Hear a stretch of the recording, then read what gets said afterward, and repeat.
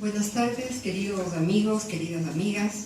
Aquí veo caritas conocidas con quienes hemos compartido hace muchísimo tiempo esto de complotar por una cultura de la no violencia, de la paz, de la no violencia activa. Y caritas nuevas que me da mucho gusto conocerlos el día de hoy. Así que todos bienvenidos, bienvenidas a este lanzamiento de libro peculiar, porque considero que tiene algunos valores agregados, que ojalá sea el que pase por cada uno de nosotros y se vaya quedando un poquito o alguno de los elementos que vamos a vivenciar acá en el corazón de cada uno. Este es el lanzamiento del libro llamado Preparando el camino de los nuevos tiempos, una mirada humanista sobre el aprendizaje, escrito por Andrea Novotny y otras dos personas. Andrea Novotny participa desde 1991 en la corriente filosófico-social conocida como humanismo universalista, fundada por el pensador y escritor latinoamericano Silo, seudónimo de Mario Rodríguez Cobos, nacido en 1938, fallecido en el 2010. Toda su obra la podemos encontrar en la página web www.silo.net.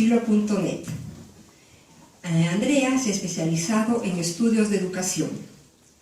Es licenciada en Ciencias de la Educación por la Universidad de Buenos Aires, UBA, Argentina. Es investigadora del Parque de Estudio y Reflexión Carcañá, ubicado en Lucio B. López, Rosario, Argentina. Desde el año 2011 es integrante del equipo del área de desarrollo curricular de la Dirección Nacional de Formación e Investigación del Instituto Nacional de Formación Docente, dependiente del Ministerio de Educación, Presidencia de la Nación. Desde el año 2008 ha organizado junto a otros colegas foros educativos en diversas facultades de la UBA y en calidad de expositora participó en diversas jornadas educativas organizadas por la Universidad de Buenos Aires, por universidades varias y organizaciones sociales de Latinoamérica. En el año 2011 fundó, junto a otra colega, la Corriente Pedagógica Humanista Universalista, COPEU. Desde entonces se dedica a su difusión y desarrollo a través de la elaboración de proyectos para escuelas de nivel primario y secundario, de gestión pública en Argentina como en Latinoamérica. Se dedica a la organización de encuentros internacionales y producción de materiales sobre la temática del aprendizaje, entre otros. Jacqueline Mena Alegría es licenciada en Educación por la Universidad Nacional de la Amazonía Peruana. Se especializa en lengua y literatura del nivel secundario. Lleva 9 años de experiencia como docente de educación básica regular. Tiene estudios en psicopedagogía y neurociencias.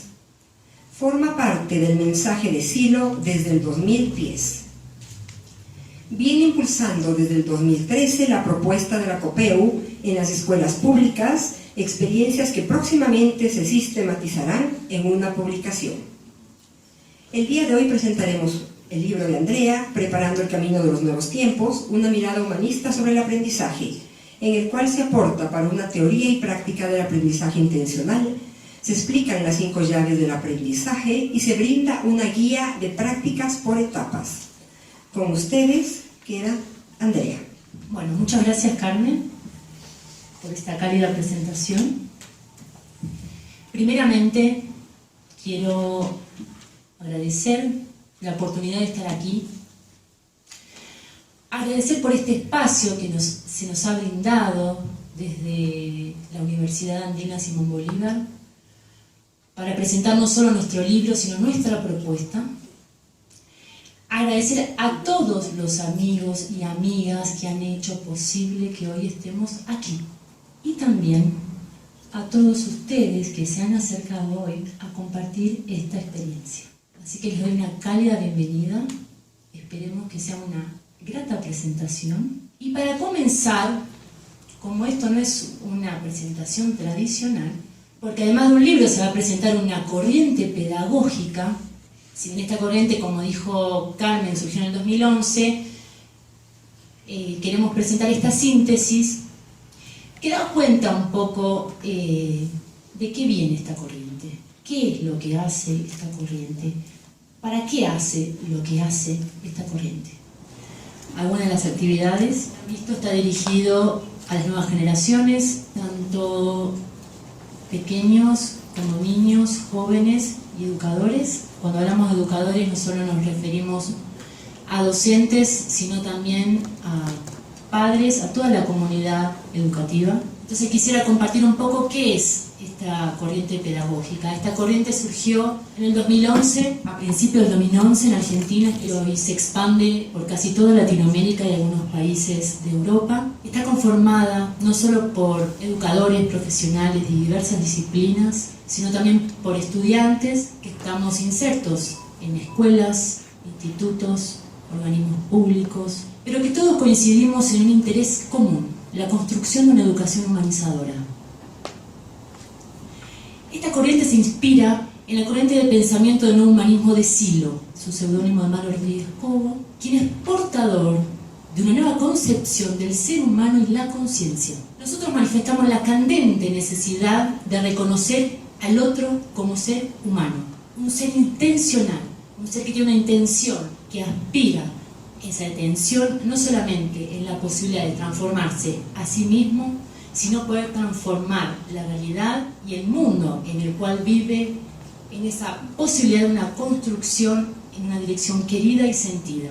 Esto es lo que para nosotros define al ser humano: la intencionalidad, esa posibilidad de transformarse no solo a sí mismo, sino también en la realidad en la cual vive. Si me preguntaran qué hace a la COPEU una propuesta distinta, ¿qué caracteriza a esta corriente?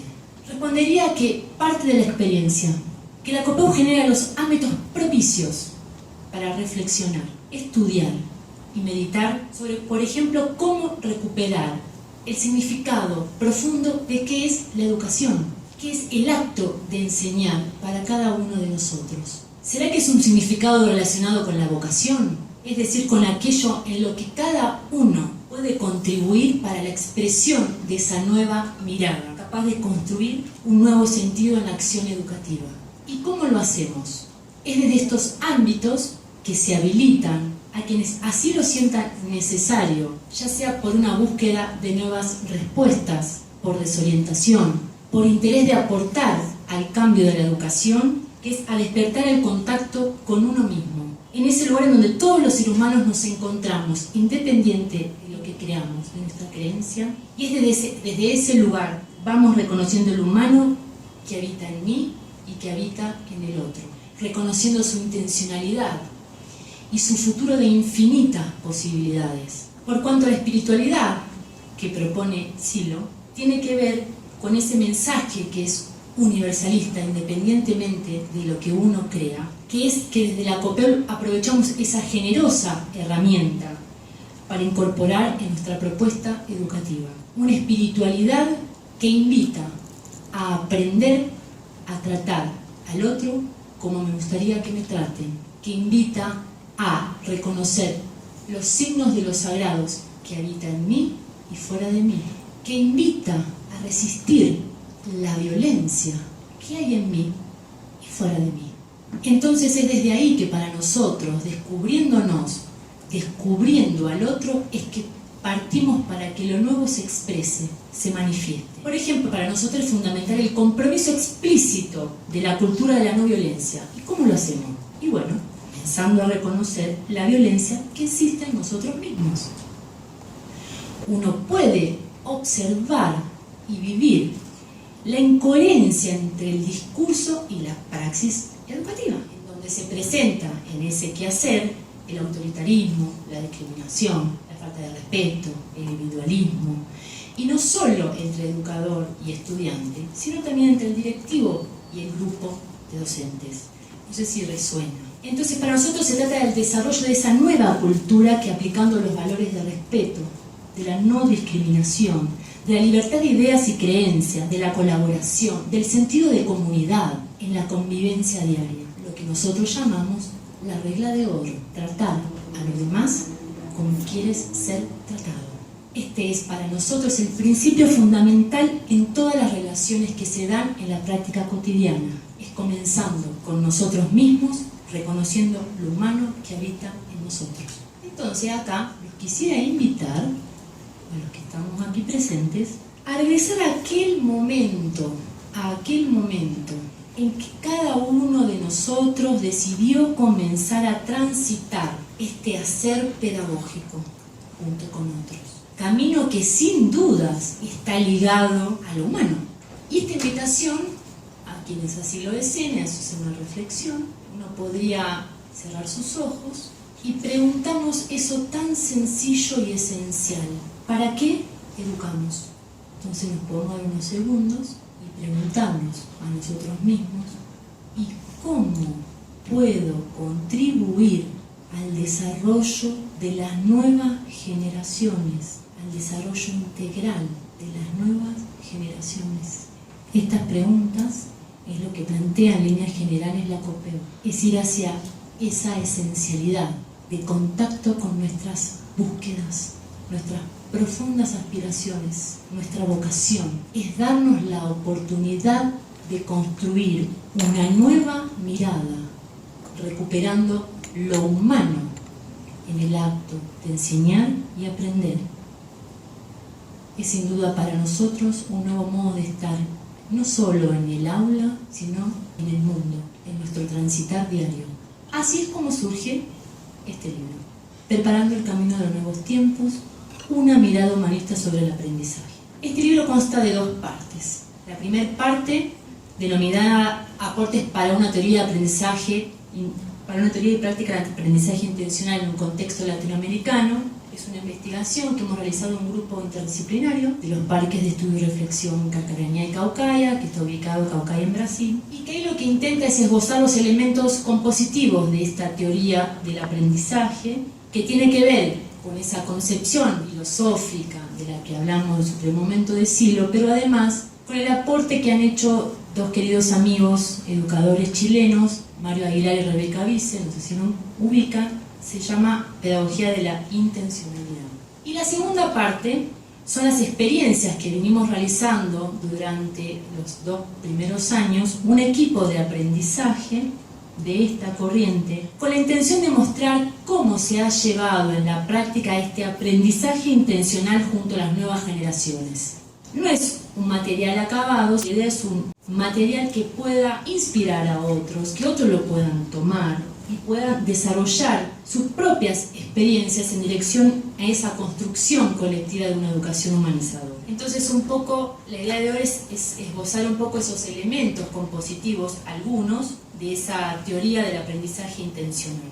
Como comentábamos, esta teoría del aprendizaje intencional, para nosotros el aprendizaje admite diferentes grados intencionales. Desde la simple grabación de lo percibido por los sentidos, tanto internos como externos, por el hecho de registrar esos fenómenos.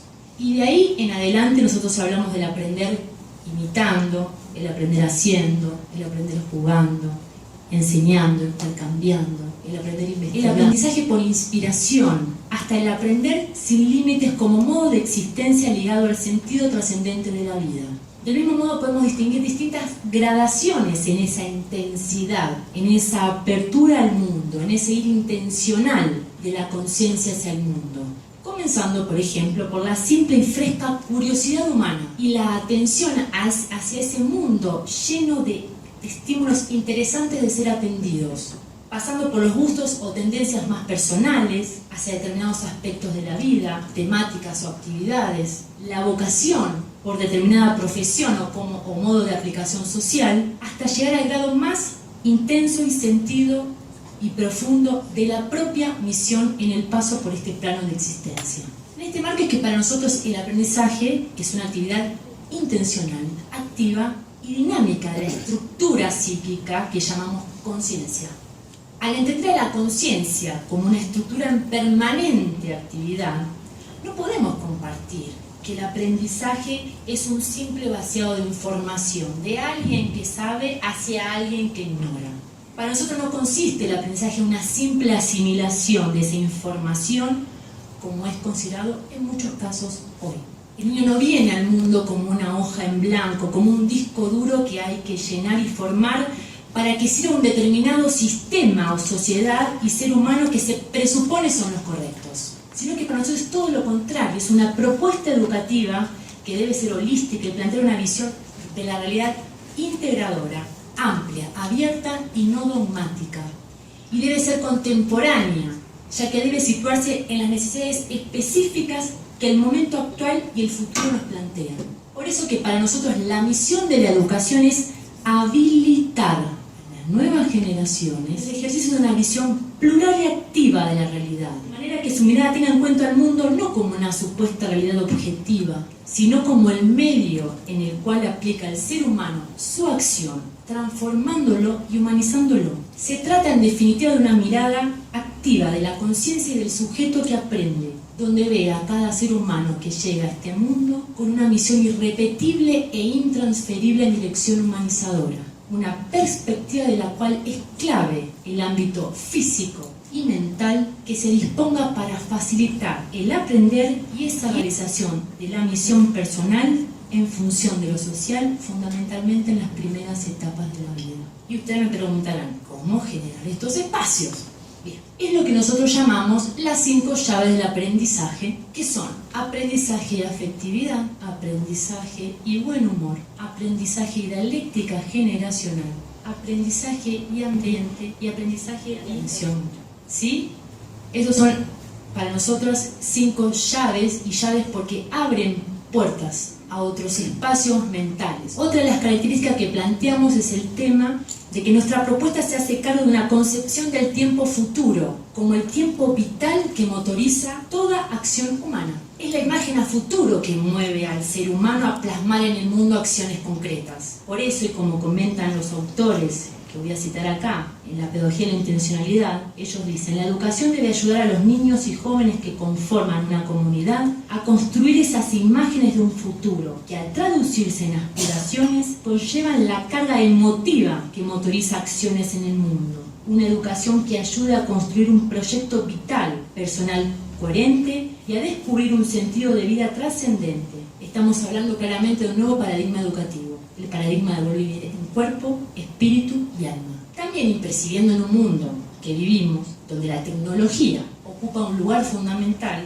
en el cual todos y todas tenemos posibilidad de acceder a Internet, uno aunque esté condicionado por este sistema. Por ejemplo, la otra vez me hicieron una pregunta en una radio diciendo, bueno, en esta cosa de que vivimos en un mundo tecnológico, como es el tema del trato humano, ¿no? Para nosotros tiene que ver con que esta posibilidad de acceso a todos y todas a estas tecnologías, a esta accesibilidad a la información, es que da la posibilidad a uno, aunque que no tiene, por ejemplo, recursos para viajar, puede de igual modo investigar, conocer otros paisajes y otras culturas. Claro, me dirán, no es lo mismo. Y yo voy a responder, y no. Pero se brinda las posibilidades a ese ser humano para su desarrollo del conocimiento, independientemente de su cultura y condiciones, es decir, que es una herramienta inclusiva. Así, para nosotros en estos tiempos, en estos nuevos tiempos que corren, es importante adaptarse crecientemente a los acontecimientos, a estos cambios tan acelerados que hoy vive el ser humano. Y si nos preguntáramos, ¿cómo podemos contribuir como educador? Es garantizando a las nuevas generaciones el libre acceso a la información acumulada por la civilización humana en todas las épocas y culturas. Poner a su disposición la experiencia existente en cuanto al procesamiento y utilización de esta información y la tecnología indispensable para tal cosa, para que ellos cuenten libremente con todo lo necesario para ser constructores de la nación humana de los nuevos tiempos. Nuevos horizontes que seguramente abrirán un paisaje radicalmente diferente al que hoy nos rodea. En la visión de Silo dice, el ser humano del futuro no va a querer ganar y poseer cosas, va a querer sentir, crear, construir, aprender sin límites. No va a querer poseer, tener, controlar. Ese humano comprenderá que hay millones de formas de desarrollar la emoción y el pensamiento. Ahora la visión del ser humano es muy conductual y reducida, pero a futuro todo irá bien, todo irá para donde tiene que ir. Así, con esta cita, y antes de pasar a la segunda parte del libro, quisiéramos invitar a una experiencia. compartir una meditación. Es una práctica que no requiere ni de una larga preparación ni de una capacitación previa, sino el claro propósito de contacto con la profundidad de la conciencia. Y ahí comenzaremos a distender nuestro cuerpo, nuestro corazón y nuestra mente. Aflojamos el cuerpo, aflojamos nuestro corazón y aquietamos la mente. Entonces los invito a evocar momentos donde en climas agradables, afectivos, aprendí algo nuevo. ¿Qué sensación viene relacionada con el recuerdo de ese momento de aprendizaje? Es un registro que me reconforta, que me calma, me da alegría.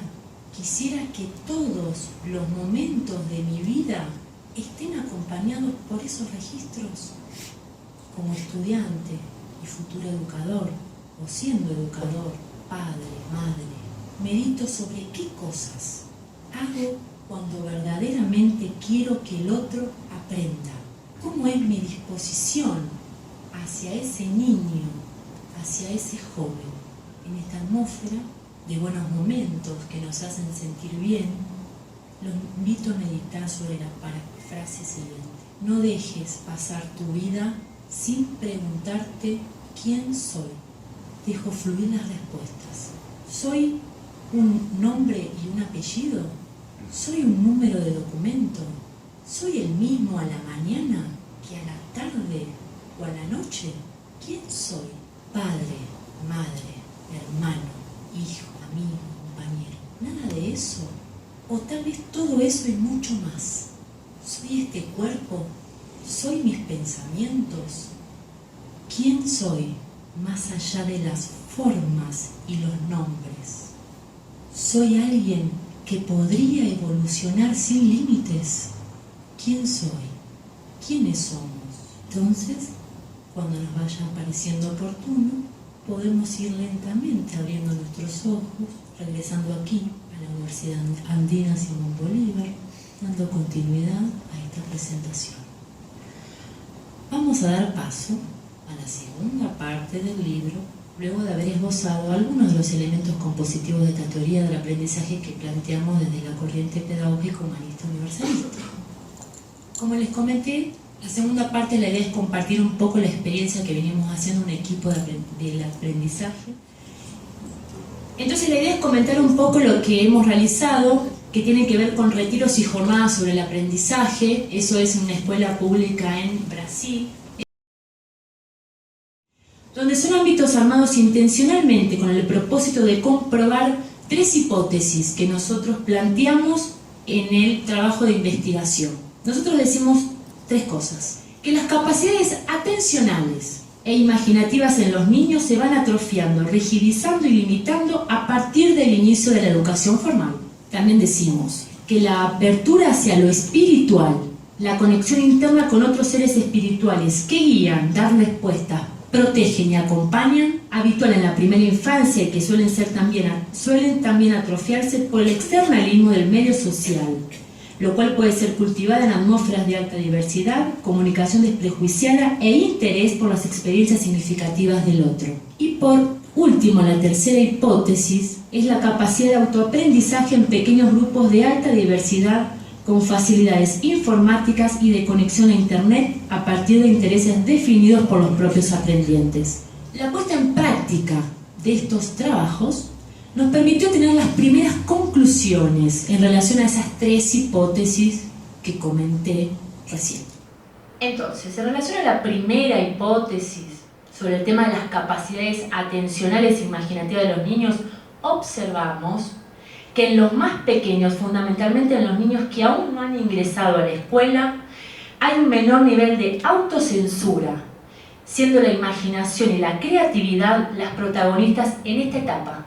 No existe límite para imaginar situaciones, personajes, jugar con ellos, dibujar, pintar.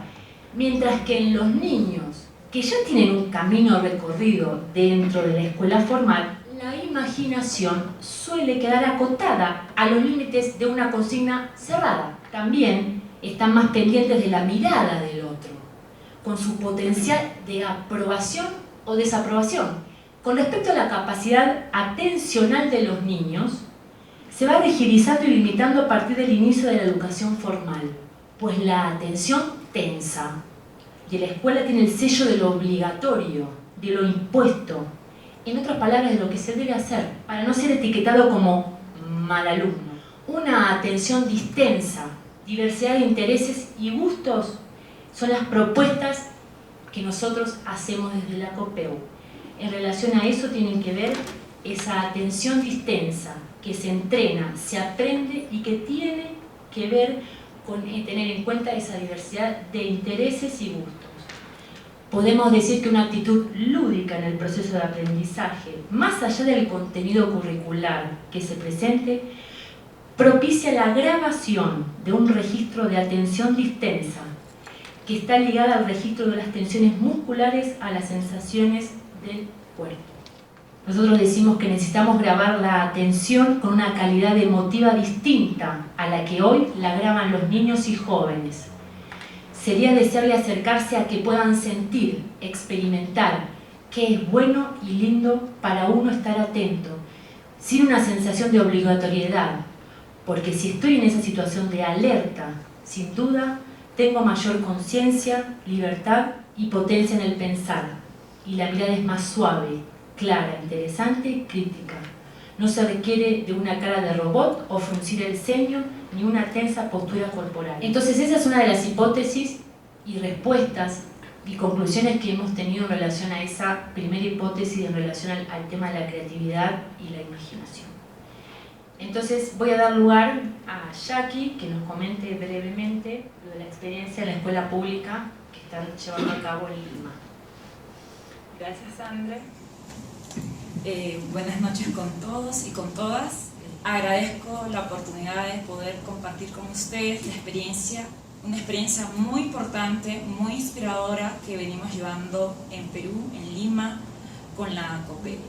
Esta experiencia nace en el 2013 con la llegada de Andrea, en un contexto donde se nos invita desde la Dirección Regional de Educación de Lima Metropolitana a llevar adelante una experiencia de inducción con la COPEU. Esta experiencia se llevó en 8 sesiones en una escuela pública de alto riesgo, donde había mucha violencia, las relaciones entre los actores de la escuela eran bastante álgidas, la situación de los niños, pobreza. En ese contexto nosotros ingresamos con nuestra propuesta. Se habilitó un aula sin estímulos para poder desarrollar de la mejor manera nuestros contenidos. También esta aula se caracterizó porque era una aula multigrado. Había niños de primero, tercero y quinto año de primaria. Paralelamente que llevábamos las experiencias con los niños, las llevábamos con los padres y con los educadores. Estas experiencias se desarrollaban una vez por semana, 4 horas pedagógicas. En estas 4 horas pedagógicas se trabajaba en un primer momento el bloque de psicofísica a través de juegos donde se habilitaba a los niños en la emotividad, en el desarrollo motriz, en el desarrollo intelectual, en el desarrollo vegetativo, que ellos aprendan a respirar, aprendan a controlar su ansiedad. Luego de ese bloque de psicofísica, que era moverse, jugar, una descarga motriz, movilizar los centros, armonizarlos, pasábamos al bloque de la experiencia interna, que, como Andrea lo mencionó, es inspirado en el mensaje de Silvio. Son experiencias que permiten tomar contacto con la profundidad de la conciencia, al margen de la creencia religiosa o no creencia. Los niños mostraron una gran apertura hacia esas experiencias. Al momento que lo realizábamos, observábamos cómo ellos con mucha devoción tomaban contacto consigo y fuimos recogiendo que estas experiencias permitieron que la violencia comenzara a descender, porque al inicio, las primeras 2-3 sesiones que tuvimos, los niños se peleaban, había mucho ruido. Como estas sesiones eran semanalmente, 4 horas pedagógicas, la permanencia permitió ir comprobando que toda esta propuesta iba generando un clima, generando una disposición diferente. Cerramos el bloque con el autoaprendizaje. Proponíamos diversos temas y los niños se dirigían a su interés. Entonces nosotros, los coordinadores, los educadores, lo que hacíamos era facilitar este aprendizaje que ellos con su intencionalidad dirigían, ¿no? Iban donde más les interesaba. Por supuesto, eran grupos de aprendizaje donde había niños de diversa edad y cada niño iba aprendiendo lo que estaba en su madurez intelectual aprender, apoyándose en el compañero que más sabía. Entonces, aquí también tuvimos resultados muy importantes porque se generó un gusto por aprender, un gusto por investigar. Paralelamente, como les mencioné, se trabajó con los educadores, con los padres, también de forma lúdica, jugábamos con ellos, hacíamos estos bloques con ellos, los habilitábamos a tomar contacto con sus emociones, con el humor, con reflexionar sobre su rol como educadores, desde dónde lo estaban haciendo, qué es lo que ellos estaban tratando de llevar a sus hijos, llevar a sus estudiantes. Fue una experiencia muy inspiradora, muy maravillosa, tanto así que la Dirección Regional de Educación recomendó que la propuesta continúe. De esta manera, en el 2014 se firmó un convenio, algo más formal. Entonces desarrollamos nuevamente la experiencia en la escuela pública, ya no en esta sino en otra, nuevamente con las mismas características, aula neutra, sin mobiliario, ¿no? Paralelamente con padres y también con educadores, porque la intención es que la propuesta llegue a todos, que todos contribuyamos a que esto se fortalezca, esto empiece a calar y se pueda construir una nueva educación. En esta segunda experiencia, del 2014, tuvimos nuevamente grandes resultados de proceso, registros muy interesantes, muy inspiradores y continuamos en 2015. Este año volvimos a renovarla, pero esta vez nos arriesgamos un poco más. Abrimos un aula más. Entonces, hicimos la experiencia con primero a sexto de primaria, con todos los grados. Entonces teníamos dos grupos mixtos con quien trabajábamos y habilitamos un aula más para proponer 3 a 4 temas en el bloque de autoaprendizaje, donde los niños, llegaba el tercer bloque, se dirigían a donde ellos decidían investigar, qué era lo que más les gustaba, experimentar, desde temas de ciencia, comunicación, informática, todo lo que se lleva en la currícula, pero desde el autoaprendizaje, donde el rol nuestro es ayudar, habilitar, apoyar. La experiencia interna es un bloque que a los niños les gusta mucho, lo esperan, y por registro de ellos mismos, por testimonio de ellos mismos, son experiencias que también las llevan a su vida cotidiana.